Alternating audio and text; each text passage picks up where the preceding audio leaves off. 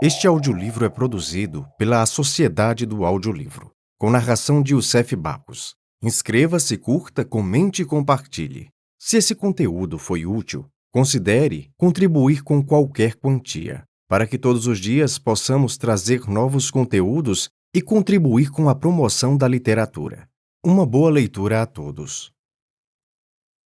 Apologia de Sócrates. Primeira parte. Sócrates apresenta a sua defesa. 1. O que vós, cidadãos atenienses, haveis sentido com o manejo dos meus acusadores, não sei. O certo é que eu, devido a eles, quase me esquecia de mim mesmo, tão persuasivos foram. Contudo, não disseram nada de verdadeiro. Mas entre as muitas mentiras que divulgaram, uma, acima de todas, eu admiro. Aquela pela qual disseram que deveis ter cuidado para não ser desenganados por mim, como homem hábil no falar. Mas então, não se envergonham disto? De que logo seriam desmentidos com fatos, quando eu me apresentasse diante de vós, de nenhum modo hábil orador? Essa me parece a sua maior imprudência, se todavia denominam hábil no falar aquele que diz a verdade. Porque se dizem exatamente isso, poderei confessar que sou orador, não porém à sua maneira. Assim, pois, como acabei de dizer, pouco ou absolutamente nada disseram da verdade. Mas, ao contrário, eu vô-la direi em toda a sua claridade. Contudo, por Zeus, não ouvireis, por certo, cidadãos atenienses, discursos enfeitados de locuções e de palavras, ou adornados como os deles, mas coisas ditas simplesmente com as palavras que me vierem à boca, pois estou certo de que é justo o que eu digo, e nenhum de vós espera outra coisa. Em verdade, nem conviria que eu, nesta minha idade, me apresentasse diante de vós, ó cidadãos, como um jovenzinho que estuda os seus discursos. E todavia, cidadãos atenienses, isto vos peço. Se sentirdes que me defendo com os meus raciocínios, com os quais costumo falar nas feiras, ou nos lugares onde muitos de vós me tendes ouvido,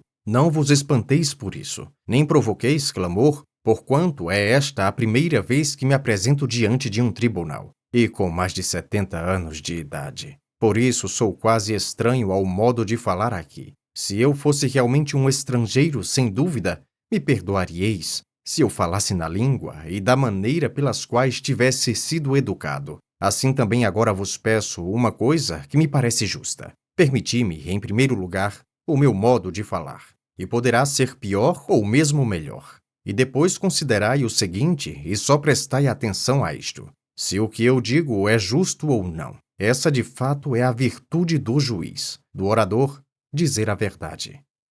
2. É justo, pois, cidadãos atenienses, que, em primeiro lugar, eu me defenda das primeiras acusações que me foram apresentadas, e dos primeiros acusadores. Depois me defenderei das últimas e dos últimos, porque muitos dos meus acusadores têm vindo até vós há bastante tempo, talvez anos, sem jamais dizerem a verdade. A esses eu temo mais do que a Anito e os seus companheiros, embora também sejam temíveis esses últimos. Mais temíveis, porém, são os primeiros, ó cidadãos, os quais, tomando a maior parte de vós, desde crianças, vos persuadiam e me acusavam falsamente, dizendo-vos que há um tal Sócrates, homem douto, especulador das coisas celestes e investigador das subterrâneas, e que torna mais forte a razão mais fraca. Esses, cidadãos atenienses, que divulgaram tais coisas, são os acusadores que eu temo, pois aqueles que os escutam julgam que os investigadores de tais coisas não acreditam nem mesmo nos deuses. Esses acusadores são muitos e me acusam há muito tempo. E, além disso, vos falam naquela idade em que mais facilmente podieis dar crédito. Quando éreis crianças, e alguns de vós ainda muito jovens, acusando-me com pertinaz tenacidade, sem que ninguém me defendesse. E o que é mais absurdo é que não se pode saber nem os seus nomes, exceto, talvez, algum comediógrafo. Por isso, quantos por inveja ou calúnia vos persuadiam, e os que convencidos procuravam persuadir a outros, são todos, por assim dizer, inabordáveis. Porque não é possível fazê-los comparecer aqui, nem refutar nenhum deles. Mas devo eu mesmo me defender, quase combatendo com sombras, sem que ninguém me responda. Admiti também vós, como eu digo, que os meus acusadores são de duas espécies, uns que me acusaram recentemente, outros há muito, e dos quais estou falando. E convinde que devo me defender primeiramente destes, porque também vós os ouvistes acusar-me em primeiro lugar e durante muito mais tempo que estes outros últimos. Então, cidadãos atenienses, devo defender-me e procurar remover de vossa mente, em tão rápida hora, a má opinião acolhida por vós durante tanto tempo. Eu desejaria consegui-lo, e seria o melhor para vós e para mim, se, defendendo-me, obtivesse algum proveito. Mas vejo a coisa difícil, e bem percebo por quê. De resto, seja como Deus quiser. Agora é preciso obedecer à lei e me defender. 3.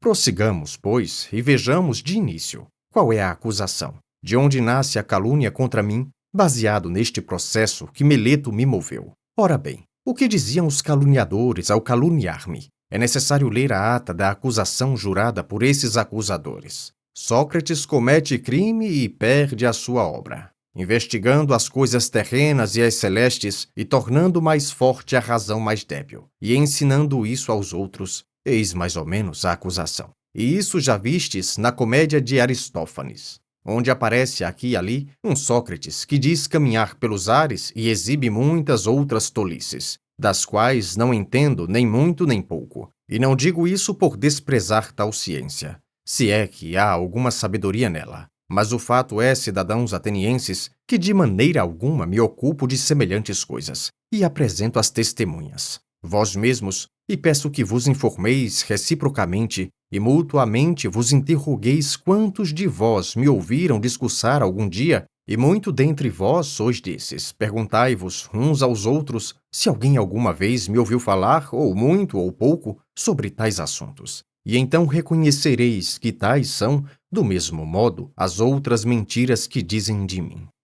4.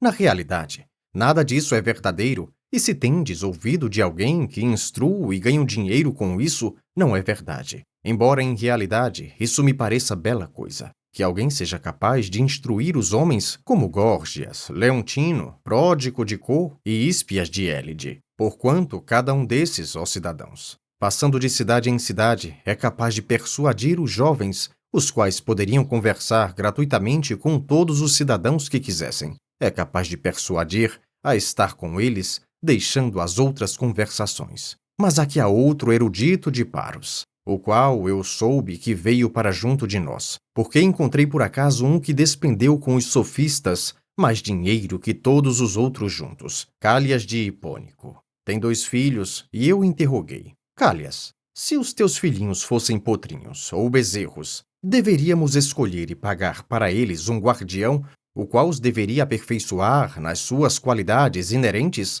Seria uma pessoa que entendesse de cavalos e de pecuária. Mas, como são homens, qual é o mestre que deves tomar para eles? Qual é o que sabe ensinar tais virtudes, a humana e a civil? Creio bem que tens pensado nisso uma vez que tens 2 filhos. Haverá alguém ou não? Certamente. E eu perguntei: quem é, de onde é e por quanto ensina? Éveno de Paros, por 5 minas. E eu suponho o Éveno muito feliz se verdadeiramente possui essa arte e a ensina com tal garbo. Mas o que é certo é que também eu me sentiria altivo e orgulhoso se soubesse tais coisas. Entretanto, o fato é, cidadãos atenienses, que eu não sei. 5. Alguns de vós poderiam talvez se opor a mim. Mas, Sócrates, o que é que fazes? De onde nasceram tais calúnias? Se não tivesses te ocupado em alguma coisa tão diversa das quais que os outros fazem, na verdade não terias ganho tal fama, e não teriam nascido estas acusações contra ti. Dize, pois, o que é isso, a fim de que não te julguem a esmo. Quem assim fala, parece-me que fala justamente, e eu procurarei demonstrar-vos que jamais foi essa a causa de tal fama e de tal calúnia. Ouvi-me. Talvez possa parecer a algum de vós que eu esteja gracejando. Entretanto, sabei-o bem, eu vos direi toda a verdade, porque eu, cidadãos atenienses, se conquistei esse nome, foi por alguma sabedoria. Que sabedoria é essa? Aquela que é, talvez, propriamente, a sabedoria humana. É, em realidade, arriscado ser sábio nela, Mas aqueles de quem falávamos ainda há pouco seriam sábios de uma sabedoria mais que humana, ou eu não sei o que dizer. Por certo não a conheço. Não façais rumor, cidadãos atenienses. Não fiqueis contra mim, ainda que vos pareça que eu diga qualquer coisa absurda. Pois que não é meu o discurso que estou por dizer, mas refiro-me a outro que é digno de vossa confiança. Apresento-vos de fato o Deus de Delfos, como testemunha de minha sabedoria, se eu a tivesse, e qualquer que fosse. Conheceis bem Querofonte. Era meu amigo desde jovem, também amigo do vosso Partido Democrático, e participou de vosso exílio, e convosco repatriou-se. E sabeis também como era Querofonte, veemente em tudo aquilo que empreendesse. Uma vez de fato, indo a Delfos, ousou interrogar o oráculo a respeito disso. Não façais rumor por isso que digo. E perguntou-lhe, pois, se havia alguém mais sábio do que eu. Ora, a pitonisa respondeu que não havia ninguém mais sábio, e a testemunha disso é teu irmão, que aqui está. 6. Considerai bem a razão por que digo isso. Estou para demonstrar-vos de onde nasceu a calúnia. Em verdade, ouvindo isso, pensei, que queria dizer o Deus e qual é o sentido de suas palavras obscuras? Sei bem que não sou sábio, nem muito nem pouco. O que quer dizer, pois, afirmando que sou mais sábio? Certamente não mente, não é possível. E fiquei por muito tempo em dúvida sobre o que pudesse dizer. Depois de grande fadiga, resolvi buscar a significação do seguinte modo. Fui a um daqueles detentores da sabedoria com a intenção de refutar, por meio dele, sem dúvida, o oráculo, e com tais provas opor-lhe a minha resposta. Este é mais sábio que eu, enquanto tu dizias que sou mais sábio. Examinando esse tal, não importa o nome, mas era cidadão ateniense, um dos políticos, este de quem eu experimentava essa impressão. E falando com ele, afigurou-se-me que esse homem parecia sábio a muitos outros e principalmente a si mesmo, mas não era sábio. Procurei demonstrar-lhe que ele parecia sábio sem o ser. Daí me veio o ódio dele e de muitos dos presentes. Então pus-me a considerar de mim para mim que eu sou mais sábio do que esse homem, pois que, ao contrário, nenhum de nós sabe nada de belo e bom. Mas aquele homem acredita saber alguma coisa, sem sabê-la. Enquanto eu, como não sei nada, também estou certo de não saber. Parece, pois, que eu seja mais sábio do que ele. Nisso, ainda que seja pouca coisa. Não acredito saber aquilo que não sei. Depois desse, fui a outro daqueles que possuem ainda mais sabedoria que esse. E me pareceu que todos são a mesma coisa. Daí veio o ódio também deste e de muitos outros. 7. Depois prossegui sem mais me deter, embora vendo amargurado e temeroso que estava incorrendo em ódio. Mas também me parecia dever fazer mais caso da resposta do Deus. Para procurar, pois, o que queria dizer o oráculo, eu devia ir a todos aqueles que diziam saber qualquer coisa. E então, cidadãos atenienses, já que é preciso dizer a verdade, me aconteceu o seguinte.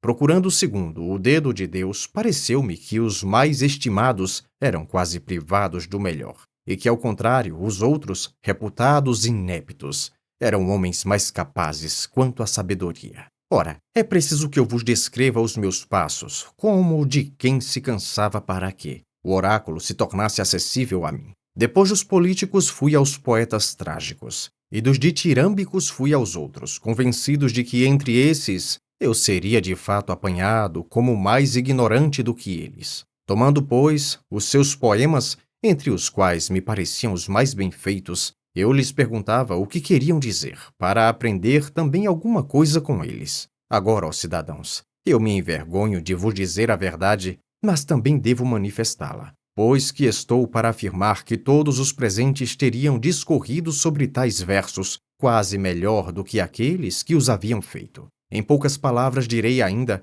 em relação aos trágicos, que não faziam por sabedoria aquilo que faziam, mas por certa natural inclinação e intuição, assim como os adivinhos e os vates. Em verdade, embora digam muitas e belas coisas, não sabem nada daquilo que dizem. O mesmo me parece acontecer com os outros poetas, e também me recordo de que eles, por causa das suas poesias, acreditavam-se homens sapientíssimos, ainda em outras coisas, nas quais não eram. Por essa razão, então, andei pensando que nisso eu os superava, pela mesma razão que superava os políticos.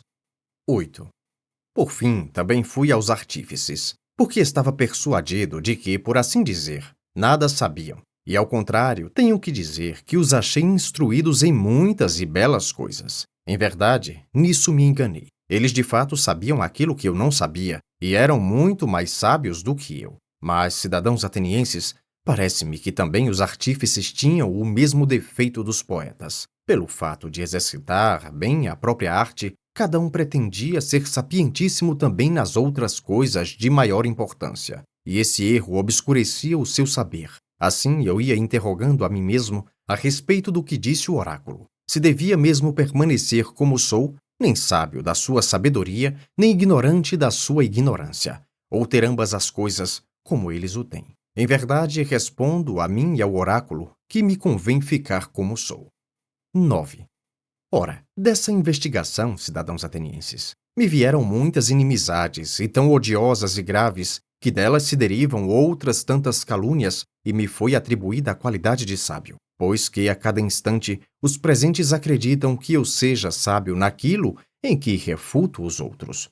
Do contrário, ó cidadãos, o Deus é que poderia ser sábio de verdade, ao dizer no oráculo que a sabedoria humana é de pouco ou nenhum preço. E parece que não tenha querido dizer isso de Sócrates, mas que se tenha servido do meu nome, tomando-me, por exemplo, como se dissesse: aqueles dentre vós, ó homens, são sapientíssimos os que, como Sócrates, tenham reconhecido que em realidade não tem nenhum mérito quanto à sabedoria. Por isso, ainda agora procuro e investigo segundo a vontade do Deus. Se algum dos cidadãos e dos forasteiros me parece sábio, e quando não, indo em auxílio do Deus, demonstro-lhe que não é sábio. E ocupado em tal investigação, não tenho tido tempo de fazer nada apreciável, nem nos negócios públicos, nem nos privados, mas encontro-me em extrema pobreza, por causa do serviço do Deus. Além disso, os jovens ociosos, os filhos dos ricos, seguindo-me espontaneamente, gostam de ouvir-me, examinar os homens e muitas vezes me imitam, por sua própria conta, e empreendem examinar os outros. E então encontram grande quantidade daqueles que acreditam saber alguma coisa, mas pouco ou nada sabem. Daí, aqueles que são examinados por eles encolerizam-se comigo assim como com eles, e dizem que há um tal Sócrates, perfidíssimo, que corrompe os jovens. E quando alguém lhes pergunta o que é que ele faz e ensina, não tem nada a dizer, pois ignoram, e para não parecerem embaraçados, dizem aquela acusação comum, a qual é movida a todos os filósofos, que ensina as coisas celestes e terrenas a não acreditar nos deuses, e a tomar mais forte a razão mais débil. Sim, porque não querem, a meu ver, dizer a verdade, isto é, que descobriram a presunção de seu saber, quando não sabem nada. Assim penso, sendo eles ambiciosos e resolutos, e em grande número, e falando de mim concordemente e persuasivamente, vos encheram os ouvidos caluniando-me de há muito tempo e com persistência. Entre esses, arremessaram-se contra mim Mileto, Anito e Licon. Mileto pelos poetas, Anito pelos artífices, Licon pelos oradores.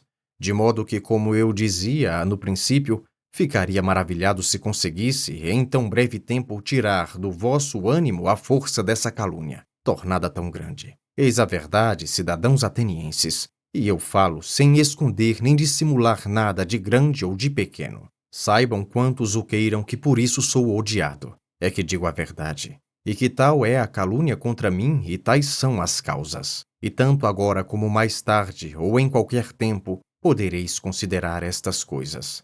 São como digo. 10.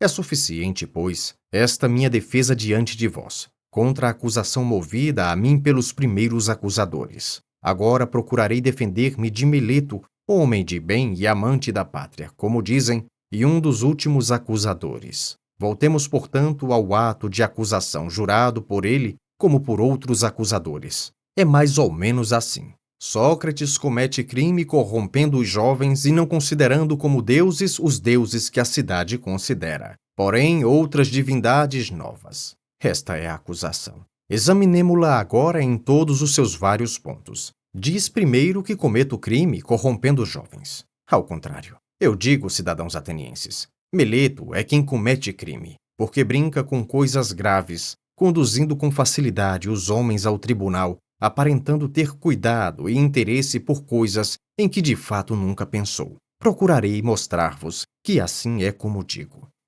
11. Agora diz-me, Mileto, não é verdade que te importa bastante que os jovens se tornem cada vez melhores, tanto quanto possível? Sim, é certo.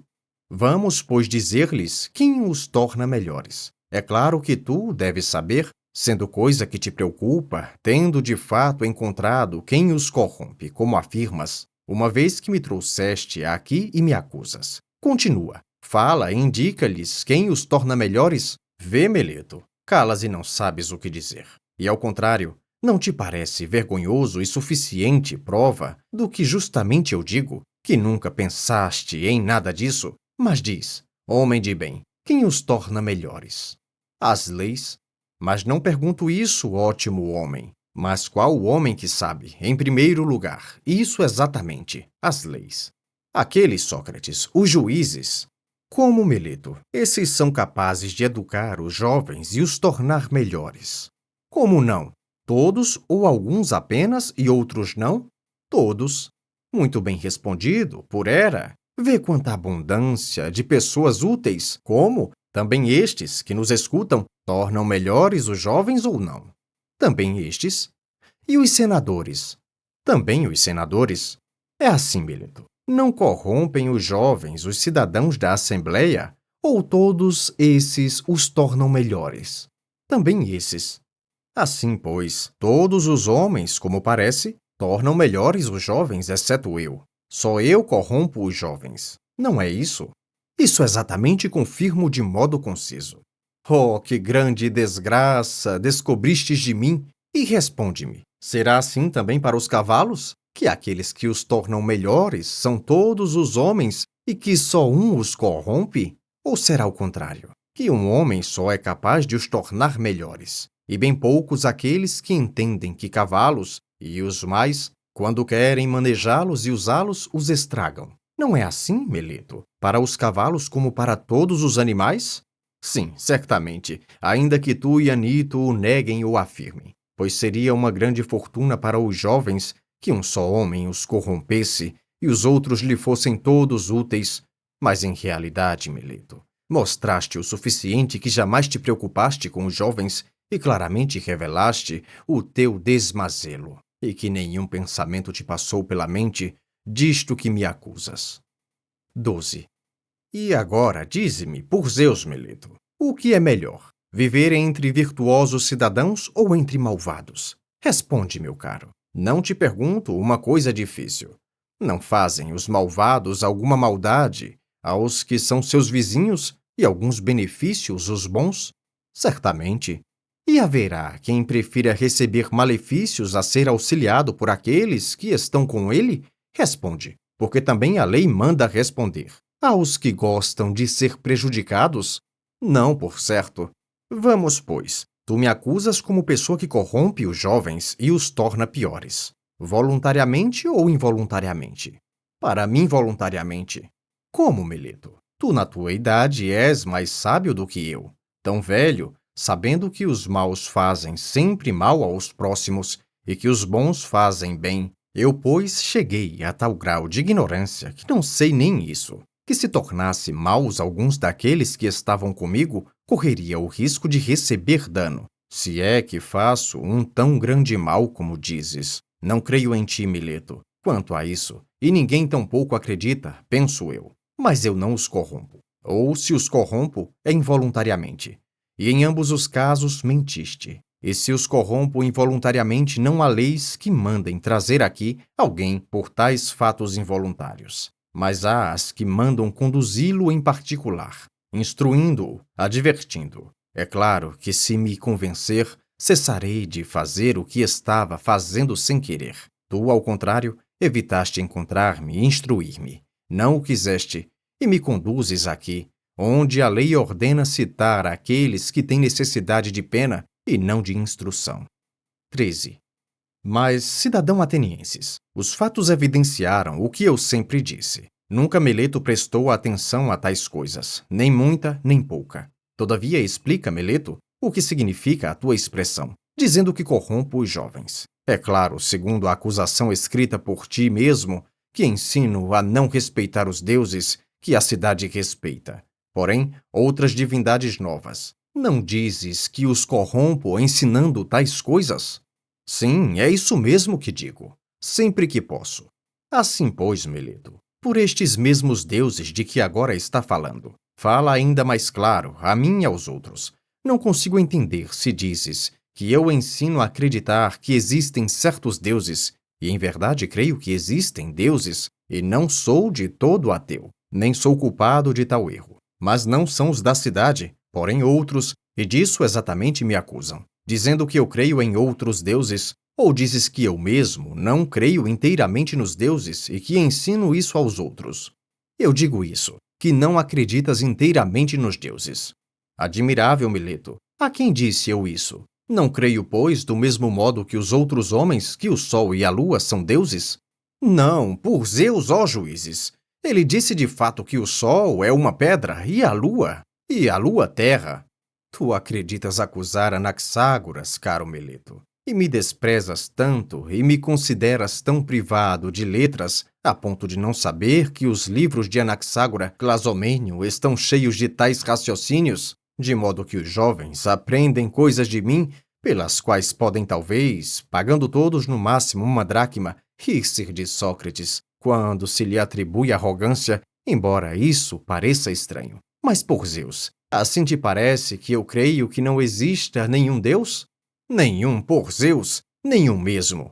És de certo indigno de fé, Meleto. E também a ti mesmo, me parece, tais coisas são inacreditáveis. Porque este homem, cidadãos atenienses, me parece a própria arrogância e imprudência, e certamente escreveu essa acusação por medo, intemperança e leviandade juvenil. De fato, ele para mim se assemelha a alguém que proponha um enigma e diga, interrogando-se a si mesmo: perceberá Sócrates, o sábio, que estou zombando dele e me contradigo? Ou conseguirei enganá-lo e aos outros que me ouvem? E ao contrário, me parece que no ato da acusação se contradiz de propósito, como se dissesse: Sócrates comete crime não acreditando nos deuses, mas acreditando nos deuses. Isso, na verdade, é fazer zombaria.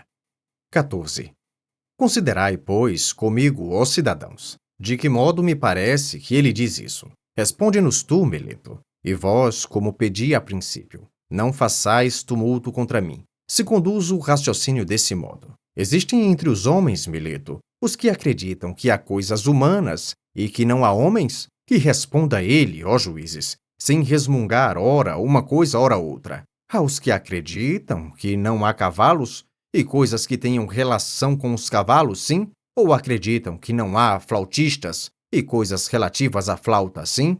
Não há? Ótimo, homem. Se não queres responder, digo eu aqui a ti e aos outros presentes. Mas ao menos responde a isto. Há quem acredite que há coisas demoníacas e demônios, não? Não há. Oh, como estou contente que tenhas respondido de má vontade, constrangido por outros. Tu dizes, pois, que eu creio e ensino coisas demoníacas, sejam novas, sejam velhas. Portanto, segundo teu raciocínio, eu creio que há coisas demoníacas e o juraste na tua acusação. Ora, se creio que há coisas demoníacas, certo, é absolutamente necessário que eu creia também na existência dos demônios, não é assim? Assim é. Estou certo de que o admites porque não respondes. E não tomo em apreço os demônios como deuses ou filhos de deuses? Sim ou não? Sim, é certo.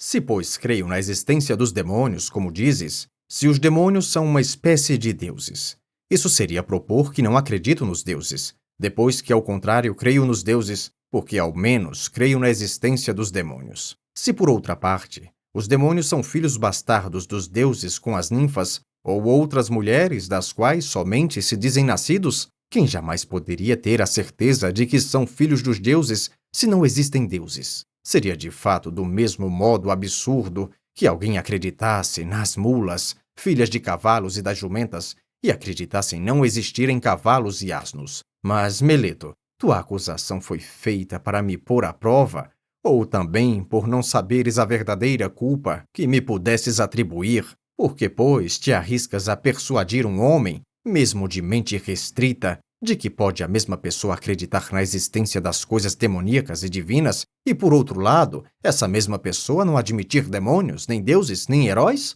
Isso não é possível. 15. Em realidade, cidadãos atenienses, para demonstrar que não sou réu, segundo a acusação de Meleto, não me parece ser necessária longa defesa, mas isto basta. Aquilo, pois, que eu dizia no princípio, que há muito ódio acumulado contra mim, bem sabeis que é verdade. E isso é o que me vai perder se eu me perder. E não Mileto ou Anito, mas a calúnia e a insídia do povo. Pela mesma razão se perderam muitos outros homens virtuosos, e outros ainda, creio, serão perdidos. Não há perigo que a série se feche comigo. Mas talvez pudesse alguém dizer: não te envergonhas, Sócrates, de te aplicares a tais ocupações pelas quais agora estás arriscando a morrer? A isso porei justo raciocínio, e é o seguinte: não estás falando bem, meu caro. Se acreditas que um homem, de qualquer utilidade, por menor que seja, deva fazer caso dos riscos de viver ou morrer, e ao contrário, só deve considerar uma coisa: quando fizer o que quer que seja, deve considerar se faz coisa justa ou injusta, se está agindo como homem virtuoso ou desonesto. Porquanto, segundo a tua opinião, seriam desprezíveis todos aqueles semideuses que morreram em Troia, e com eles o filho de Tétis, o qual, para não sobreviver à vergonha, desprezou tal modo o perigo que, desejoso de matar Heitor, não deu ouvidos à predição de sua mãe, que era uma deusa, a qual lhe deve ter dito mais ou menos isto: filho, se vingares a morte de teu amigo Patroclo e matares Heitor, tu mesmo morrerás, porque imediatamente depois de Heitor, o teu destino estará terminado. Ouviu tais palavras, não fez nenhum caso da morte e dos perigos, e temendo muito mais o viver ignóbil e não vingar os amigos, disse: morra eu imediatamente depois de ter punido o culpado, para que não permaneça aqui como objeto de risco junto das minhas naus recurvas, inútil fardo da terra. Creis que tenha feito caso dos perigos e da morte? Porque, em verdade, assim é. Cidadãos atenienses, onde quer que alguém tenha colocado, reputado o melhor posto, ou se fora ali colocado pelo comandante, tem necessidade, a meu ver, de ir firme ao encontro dos perigos, sem se importar com a morte ou com coisa alguma, a não ser com as torpezas. 16. Gravíssimo erro deveria considerar, cidadãos atenienses, quando os comandantes, por vós eleitos para me dirigirem, me assinalaram um posto em Potideia, em Anfipolo, em Délio, não ter ficado eu onde me colocaram, como qualquer outro, e correndo perigo de morte. Pois quando o Deus me ordenava, como penso e estou convencido que eu deveria viver filosofando e examinando a mim mesmo e aos outros, então eu, se temendo a morte ou qualquer outra coisa, tivesse abandonado o meu posto, isso seria deveras intolerável. Nesse caso, com razão, alguém poderia conduzir-me ao tribunal e acusar-me de não acreditar na existência dos deuses, desobedecendo ao oráculo, e temendo a morte e reputando-me sábio sem o ser. Pois que, ó cidadãos, o temer da morte não é outra coisa que parecer ter sabedoria não tendo. É de fato parecer saber o que não se sabe. Ninguém sabe, na verdade, se por acaso a morte não é o maior de todos os bens para o homem, e entretanto todos a temem como se soubessem com certeza que é o maior dos males. E o que é senão ignorância, de todas a mais reprovável, acreditar saber aquilo que não se sabe? Eu, por mim, ó cidadãos, talvez nisso seja diferente da maioria dos homens, eu diria isto: não sabendo bastante das coisas do Hades, delas não fugirei. Mas fazer injustiça, desobedecer a quem é melhor, e sabe mais do que nós, seja Deus, seja homem, isso é que é mal e vergonha. Não temerei nem fugirei das coisas que não sei se por acaso são boas ou más. Anito disse que ou não se devia, desde o princípio, trazer-me aqui, ou, uma vez que me trouxeram, não ser possível deixarem de me condenar à morte, afirmando que se eu me salvasse, imediatamente os vossos filhos, seguindo os ensinamentos de Sócrates, estariam de fato corrompidos.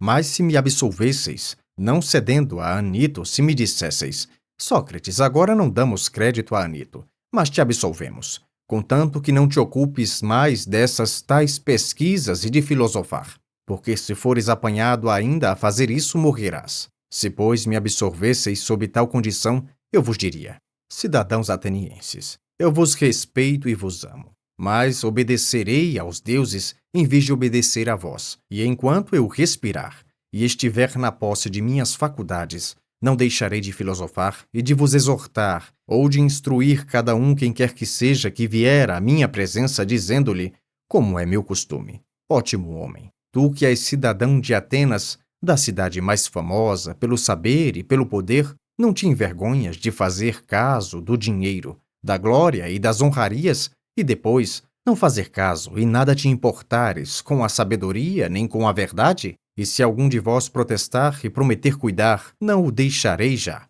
nem irei embora, mas o interrogarei, e o examinarei e o convencerei. E em qualquer momento que pareça que não possui virtude, convencido de que a possuo, o reprovarei, porque faz pouquíssimo caso das coisas de grandíssima importância e grande caso das parvoíces. E isso o farei com quem quer que seja que me apareça, seja jovem ou velho, forasteiro ou cidadão, tanto mais com os cidadãos quanto mais me sejam vizinhos por nascimento. Isso justamente é o que me manda o Deus. E vós o sabeis, e creio que nenhum bem maior tendes na cidade, maior que este meu serviço do Deus. Por toda parte eu vou persuadindo a todos, jovens e velhos, a não se preocuparem exclusivamente e nem tão ardentemente com o corpo e com as riquezas, como devem preocupar-se com a alma, para que ela seja quanto possível melhor. E vou dizendo que a virtude não nasce da riqueza, mas da virtude vem aos homens as riquezas e todos os bens,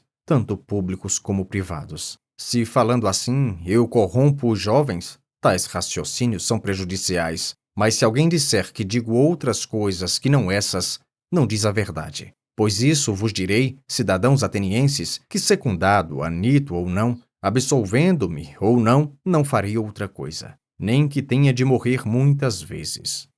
17. Não façais rumor, cidadãos atenienses, mas perseverai no que vos estou dizendo. Isto é, não vocifereis pelas coisas que vos digo, mas ouvi-me. Pois escutando-me penso que tirareis proveito. Aqui estou para vos dizer algumas outras coisas, e talvez por isso levantareis a voz, mas não o deveis fazer. Sabei-o bem, se me condenais a morrer, a mim que sou tal, como eu digo, não causareis maior dano a mim que vós mesmos. E de fato nem Mileto nem Anito não me poderiam fazer mal em coisa alguma. Isso jamais seria possível, pois não pode acontecer que um homem melhor receba dano de um pior. É possível que me mandem matar, ou me exilem, ou me tolham os direitos civis. Mas provavelmente eles ou quaisquer outros reputam tais coisas como grandes males, ao passo que eu não considero assim. E ao contrário, considero muito maior mal fazer o que agora eles estão fazendo, procurando matar injustamente um homem. Ora, pois, cidadãos atenienses, estou bem longe de me defender por amor a mim mesmo, como alguém poderia supor, mas por amor a vós, para que, condenando-me, não tenhais de cometer o erro de repelir o dom de mim que vos fez o Deus. Pois que se me mandares matar, não encontrareis facilmente outro igual, que, pode parecer ridículo dizê-lo, tenha sido adaptado pelo Deus à cidade, do mesmo modo como a um cavalo grande e de pura raça, mas um pouco lerdo pela sua gordura, é aplicada a necessária esporada para sacudi-lo. Assim justamente me parece que o Deus me aplicou à cidade, de maneira que, despertando cada um de vós e persuadindo-vos e desaprovando-vos, não deixo de vos esporar os flancos por toda a parte, durante todo o dia, e outro parecido não tereis tão facilmente, cidadãos. Mas se me ouvisseis, me pouparíeis. É possível que vós, irritados, como aqueles que são despertados quando no melhor do dono, repelindo-me para condescender com Anito, levianamente me condeneis à morte, para dormirdes o resto da vida, se entretanto o Deus, pensando em vós, não vos mandar algum outro. Que eu seja um homem cuja qualidade há de ser um dom feito pelo Deus à cidade, podereis deduzir o seguinte: não é, na verdade, do homem eu ter descuidado das minhas coisas, resignando-me por tantos anos e me descuidar dos negócios domésticos para acudir sempre aos vossos, aproximando-me sempre de cada um de vós em particular como um pai ou um irmão mais velho, persuadindo-vos, a preocupardes com a virtude? Se em verdade disto eu obtivesse qualquer coisa e recebesse compensação de tais advertências, teria uma razão. Mas agora vós mesmos vedes que os acusadores, tendo acusado a mim com tanta imprudência de tantas outras coisas, não foram capazes de apresentar uma testemunha de que eu tenha contratado ou pedido alguma recompensa. Pois bem, apresento um testemunho suficiente do que digo, a minha pobreza. 18.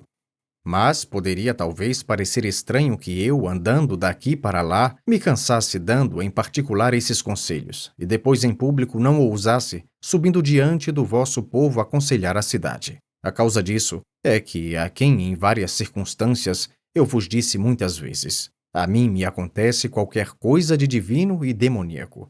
Isso justamente Mileto escreveu também no ato da acusação, zombando de mim. E tal fato começou comigo em criança. Ouço uma voz, e toda vez que isso acontece, ela me desvia do que estou a pique de fazer, mas nunca me leva à ação. Ora, é isso que me impede de me ocupar dos negócios do Estado, e até me parece que muito a propósito mo impede, porquanto, sabei-o bem, cidadãos atenienses, se eu há muito tempo tivesse empreendido ocupar-me com os negócios do Estado, há muito tempo já estaria morto, e não teria sido útil em nada, nem a vós, nem a mim mesmo. E não vos encolerizeis comigo, porque digo a verdade. Não há nenhum homem que se salve se quer opor-se, com franqueza, a vós ou a qualquer outro povo, e impedir que muito ato contrário à justiça e às leis se pratique na cidade. E não há outro caminho. Quem combate verdadeiramente pelo que é justo, se quer ser salvo por algum tempo, deve viver a vida privada, nunca meter-se nos negócios públicos. Disso vos poderei dar grandes provas, não palavras, mas o que prezei. Fatos. Ouvi, pois, de minha boca o que me aconteceu, para que não saibas que não há ninguém a quem eu tenha feito concessões com desprezo da justiça e por medo da morte, e que, ao mesmo tempo, por essa recusa de toda concessão, deverei morrer. Dir-vos-ei, talvez, coisas comuns e pedantescas, mas verdadeiras. De fato, cidadãos atenienses, não tenho mais nenhum cargo público na cidade, mas fui senador, e a nossa antiquoida coube por sorte à Pritânia. Quando quisestes que aqueles 10 estrategistas, que não haviam recolhido os mortos e os náufragos da batalha naval, fossem julgados coletivamente contra a lei, no que todos vós conviestes. Então somente eu, dos pritanos, me opus a vós, não querendo agir em oposição à lei, e votei contra. E embora os oradores estivessem prontos a me acusar e me prender, e vós os encorajasseis, vociferando, mesmo assim achei que me convinha mais correr perigo contra a lei e com o que era justo do que por medo do cárcere e da morte. Estar convosco, vós que deliberáveis o injusto. Isso acontecia quando a cidade era ainda governada pela democracia. Quando vejo a oligarquia, os 30, novamente tendo-me chamado, em quinto lugar, ao tolo, ordenaram-me que fosse a Salamina buscar o leão Salamínio, para que fosse morto. Muitos fatos desse gênero tinham sido ordenados a muitos outros, com o fim de cobrir de infâmia quanto pudessem. Também naquele momento, não com palavras, mas com fatos, demonstrei de novo que a morte não me importava, ou me importava menos que um figo. Eu diria, se não fosse indelicado dizê-lo, mas não fazer nada de injusto e de ímpio, isso sim, me importava acima de tudo, pois aquele governo, embora tão violento, não me intimidou para que fizesse alguma injustiça. Mas quando saímos de Tolo, os outros 4 foram às Salaminas e trouxeram Leão. E eu, ao contrário, afastei-me deles e fui para casa. Naquela ocasião eu teria sido morto se o governo não fosse derrubado pouco depois. E disso tendes testemunhas em grande número. 19. Ora, julgais que eu teria vivido tantos anos se me tivesse aplicado aos negócios públicos e, procedendo como homem de bem, tivesse defendido as coisas justas e, como deve ser, tivesse dado a isso maior importância? Muito longe disso, cidadãos atenienses. Na verdade, também nenhum outro teria salvo. Eu, porém, durante toda a minha vida, se fiz alguma coisa em público ou particular, vos apareço sempre o mesmo, não tendo jamais concedido coisa alguma contra a justiça, nem aos outros, nem a alguns daqueles que meus caluniadores chamam de meus discípulos. Mas nunca fui mestre de ninguém. Se, pois, alguém se mostrou desejoso de minha presença quando eu falava, e acudiam à minha procura jovens e velhos, nunca me recusei a ninguém. Nunca, ao menos, falei de dinheiro, mas igualmente me presto a me interrogar os ricos e os pobres. Quando alguém, respondendo, quer ouvir o que digo. E se algum deles se torna melhor, ou não se torna, não posso ser responsável, pois que não prometi nem dei, nesse sentido, nenhum ensinamento. E se alguém afirmar que aprendeu ou ouviu de mim, em particular, qualquer coisa de diverso do que disse a todos os outros, sabeis bem que não diz a verdade. 20. Entretanto, como pode acontecer que alguns se comprazam em passar muito tempo comigo? Já ouvistes, cidadãos atenienses, eu vos disse toda a verdade.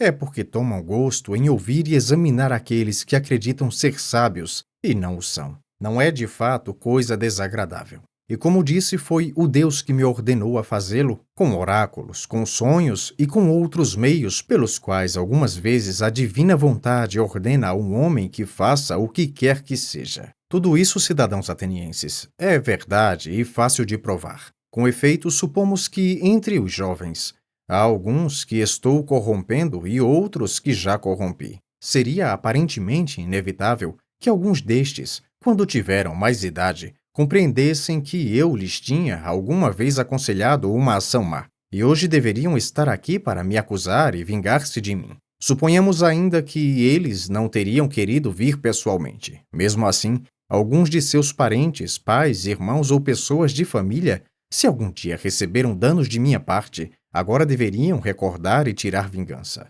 Mas eis que vejo aqui presentes muitos desses. Primeiro Criton, meu contemporâneo, e do mesmo Demos, pai de Critóbulo, depois Lisânias, Esfécio, pai de Epígenes, além destes outros cujos irmãos estiveram comigo na intimidade, Nicostrato, filho de Teosóides e irmão de Teodoto, e Teodoto, que já é falecido, não poderia impedir Nicostrato de falar contra mim. E ainda a Parálo de Demócodo, irmão de Teageto, do qual é irmão Platão, e a Jantádoro, de que é irmão Apolodoro. E muitos outros eu poderia citar, alguns dos quais especialmente deveriam ter sido apresentados por Meleto como testemunhas no seu discurso. Mas se agora se esquivam aos presentes aqui, eu lhes permito dizerem se há qualquer coisa dessa natureza. Mas vós, ó juízes, sois de parecer contrário. Achareis que todos estão prontos a me ajudar. Mas incorruptíveis homens, já de idade avançada, parentes daqueles, que razão teriam para me ajudar se não aquela,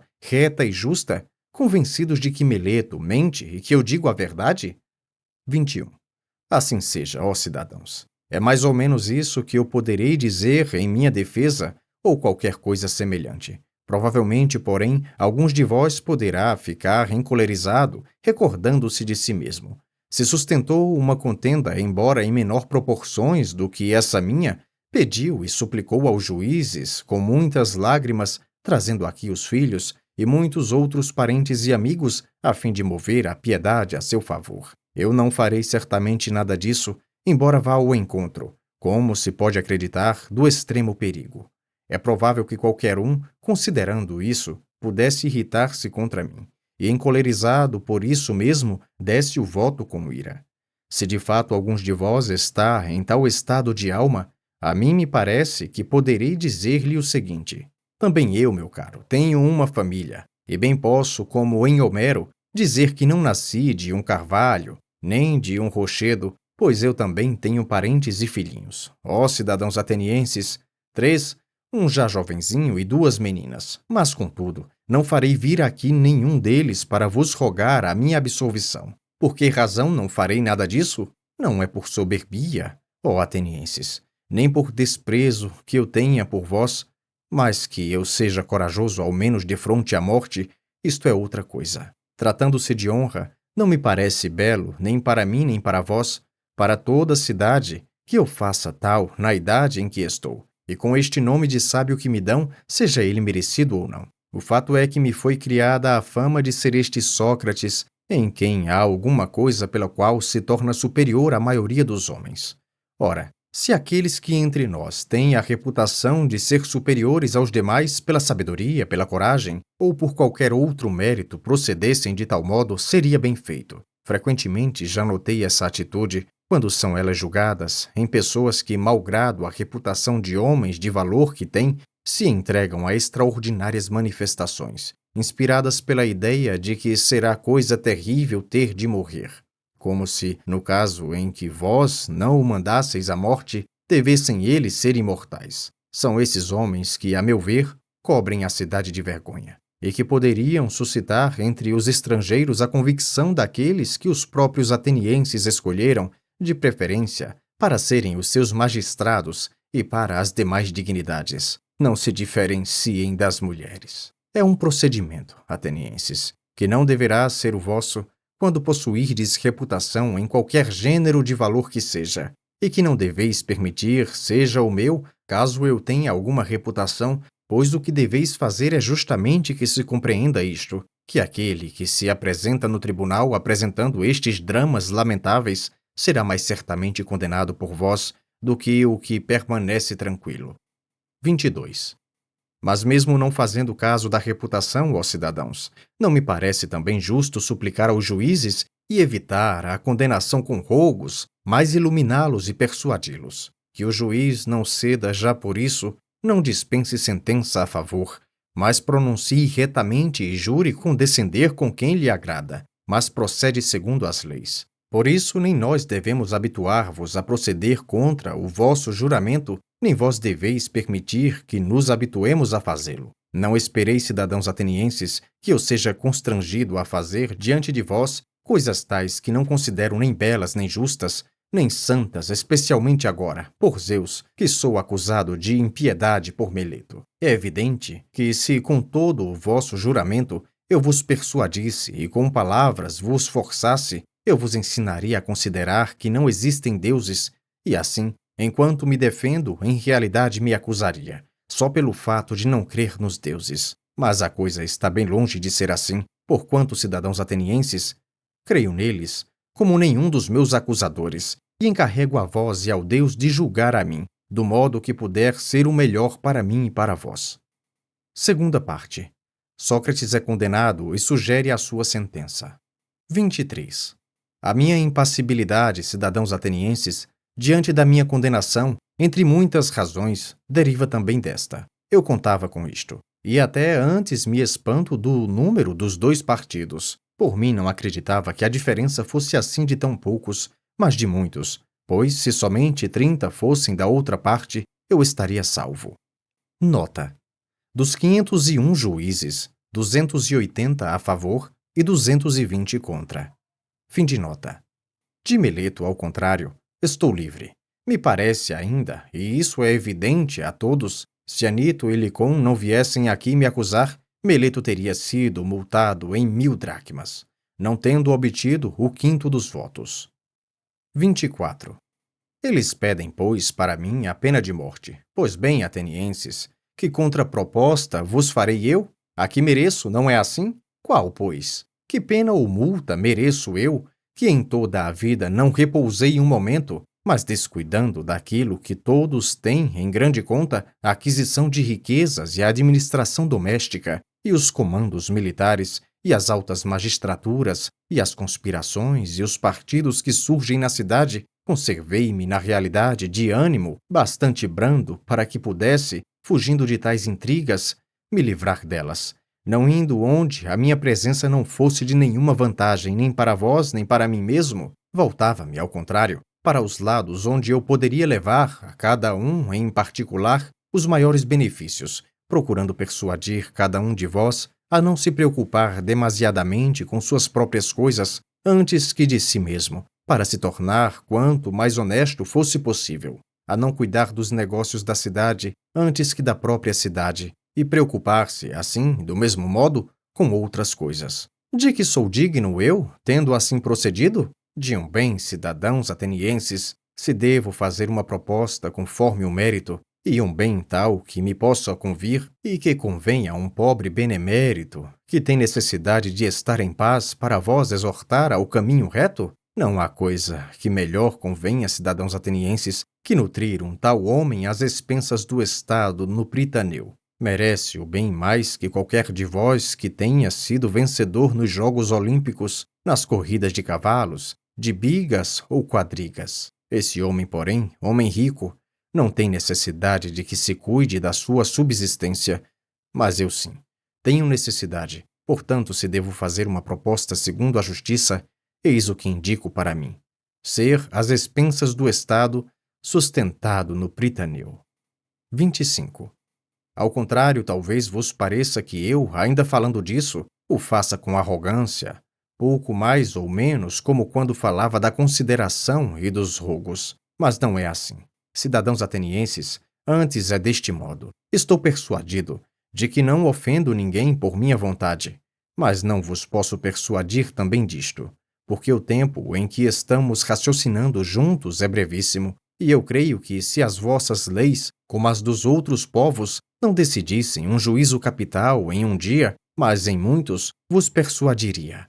Ora, não é fácil, em tão pouco tempo, destruir tão grandes calúnias. Entretanto, pois, convencido de não ter feito injustiça a ninguém, estou bem longe de fazê-la a mim mesmo e dizer, em meu dano, que mereço um mal, e me assinalar um de tal sorte. Que devo temer? É possível que eu não tenha de sofrer a pena que me assinala Meleto, e que eu digo ignorar se será um bem ou um mal? E ao contrário disso, deverei escolher uma daquelas que sei bem ser um mal e propor-me essa pena? O cárcere? E por que devo viver no cárcere, escravo do magistrado que o preside, escravo dos 11, ou uma multa ficando amarrado, enquanto não acabe de pagá-la? Seria, pois, o exílio que deveria propor como pena para mim? É possível que vós me indiqueis essa pena?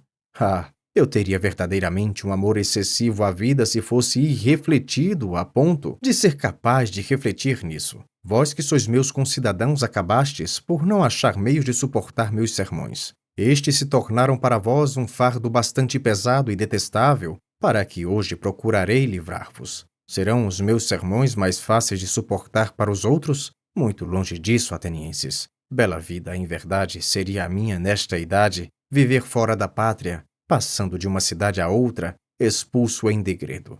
Sei bem que, onde quer que eu vá, os jovens ouvirão os meus discursos como aqui. Se eu os repelir, eles mesmos me mandarão embora, convencendo os velhos a fazê-lo. E se não os repelir, os seus pais e parentes me mandarão embora igualmente, sob qualquer pretexto. 26. Ora, é possível que alguém perguntasse: Sócrates, não poderias viver longe da pátria, calado e em paz? Eis justamente o que é mais difícil fazer e aceitar a alguns dentre vós. Se digo que seria desobedecer ao Deus e que, por essa razão, eu não poderia ficar tranquilo, não acreditaríeis em mim, supondo que tal afirmação é, de minha parte, uma fingida ingenuidade. Se, ao contrário, digo que o maior bem para um homem é justamente este, falar todos os dias sobre a virtude e os outros argumentos sobre os quais me ouvistes raciocinar, examinando a mim mesmo e aos outros, e que uma vida sem esse exame não é digna de ser vivida, ainda menos acreditaríeis ouvindo-me dizer tais coisas. Entretanto, é assim, como digo, ó cidadãos, mas aqui não é fácil ser persuasivo. E por outro lado, não estou habituado a acreditar que seja digno de algum mal. De fato, se tivesse dinheiro, eu me multaria em uma soma que pudesse pagar, porque não teria prejuízo algum, mas o fato é que não tenho. Só se quiser desmultar-me em tanto quanto eu possa pagar. Talvez eu vos pudesse pagar uma mina de prata, multo-me, pois, em tanto. Mas Platão, cidadãos atenienses, Críton, Cristóbulo e Apolodoro me obrigaram a multar-me em 30 minas, que oferecem fiança. Multo-me, pois, em tanto, e eles vos serão fiadores dignos de crédito. Terceira parte.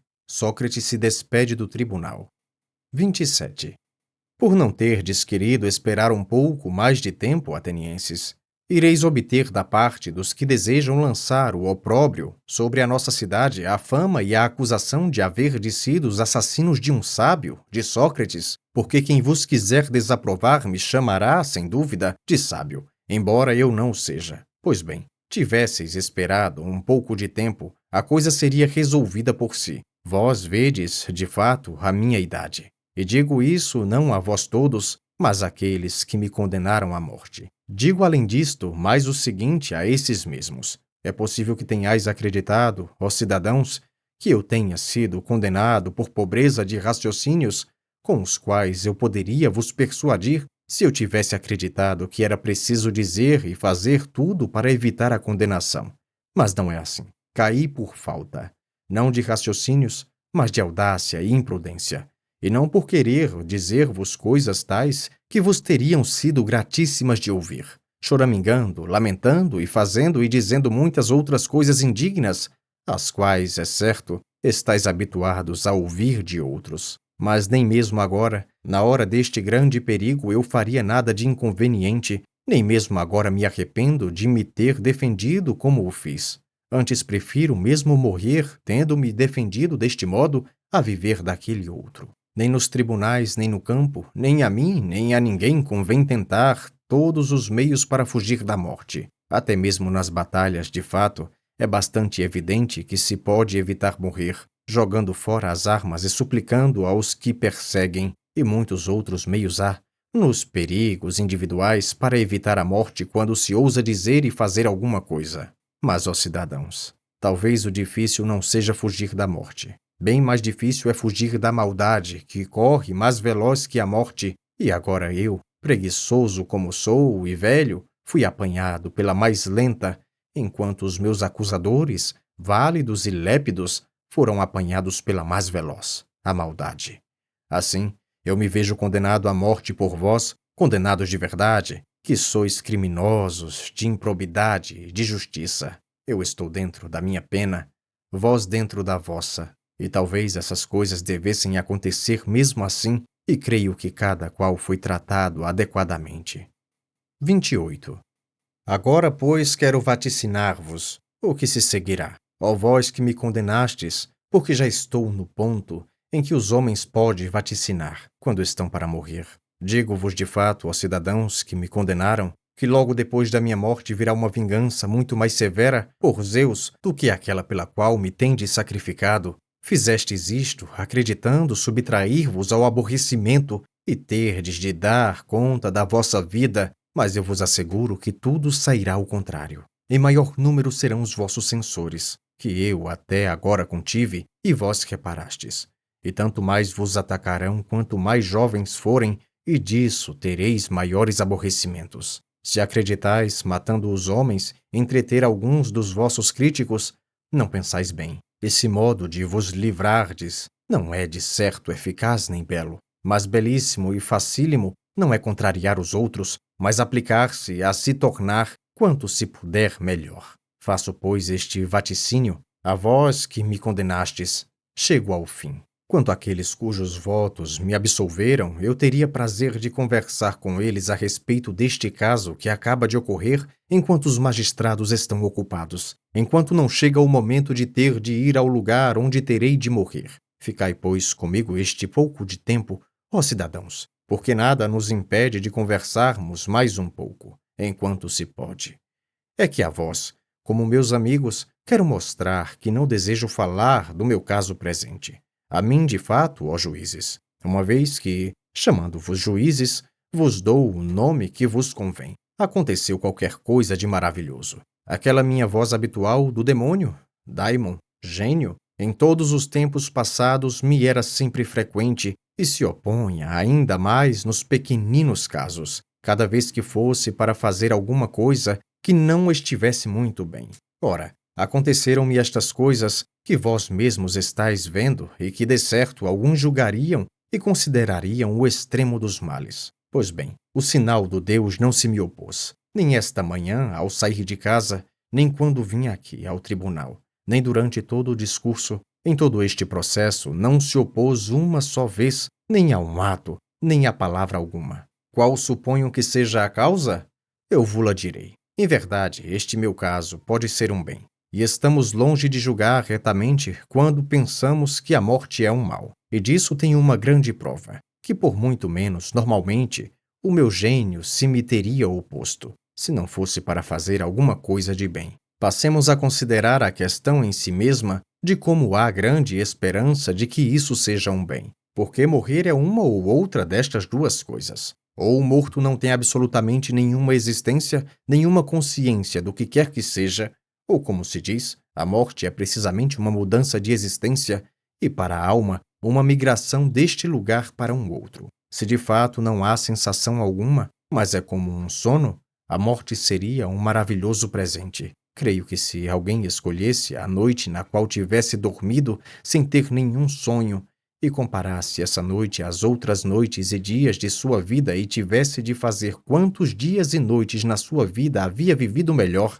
e mais docemente do que naquela noite, creio que não somente qualquer indivíduo, mas até um grande rei acharia fácil escolher a esse respeito, lamentando todos os outros dias e noites. Assim, se a morte é isso, eu por mim a considero um presente, porquanto, desse modo, todo o tempo se resume a uma única noite.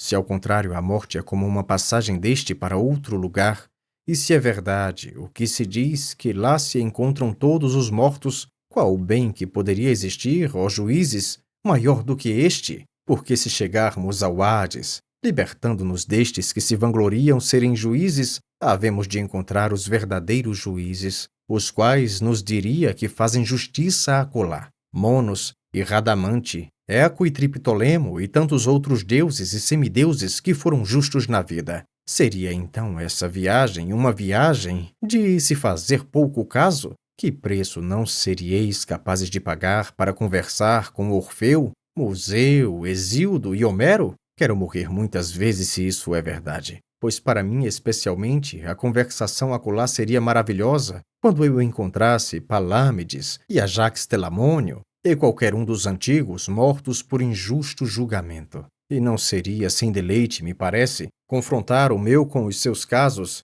e, o que é melhor, passar o tempo examinando e confrontando os de lá com os de cá, os últimos dos quais têm a pretensão de conhecer a sabedoria dos outros e acreditam ser sábios sem o ser. A que preço, ó juízes? Não se consentiria em examinar aquele que guiou o grande exército a Troia, Ulisses, Sísifo, ou os incontáveis outros? Isso constituiria inefável felicidade. Com certeza aqueles de lá são mais felizes do que os de cá, mesmo porque são imortais, se é que o que se diz é verdade. 30. Mas também vós, ó juízes, deveis ter boa esperança em relação à morte, e considerar esta única verdade, que não é possível haver algum mal para um homem de bem, nem durante a vida, nem depois da morte, e que os deuses não se interessam do que a ele concerne, e que por isso mesmo o que hoje aconteceu, no que a mim concerne, não é devido ao acaso, mas é a prova de que para mim era melhor morrer agora e ser libertado das coisas deste mundo. Eis também a razão por que a divina voz não me dissuadiu, e porque, de minha parte, não estou zangado com aqueles cujos votos me condenaram, nem contra meus acusadores. Não foi com esse pensamento, entretanto, que eles votaram contra mim, que me acusaram, pois acreditavam causar-me um mal. Por isto é justo que sejam censurados. Mas tudo o que lhes peço é o seguinte: quando os meus filhinhos ficarem adultos, atormentai-os como eu vos atormentei. Quando vos parecer que eles cuidam mais das riquezas e de honrarias do que da verdade, e se acreditarem ser qualquer coisa, não sendo nada, reprovai-os, como eu a vós. Não vos preocupeis com aquilo que não lhes é devido. E se fizerdes isso, terei de vós o que é justo, e eu os meus filhos. É hora de irmos. Eu para a morte, vós para vossas vidas. Quem terá a melhor sorte? Só os deuses sabem. Fim.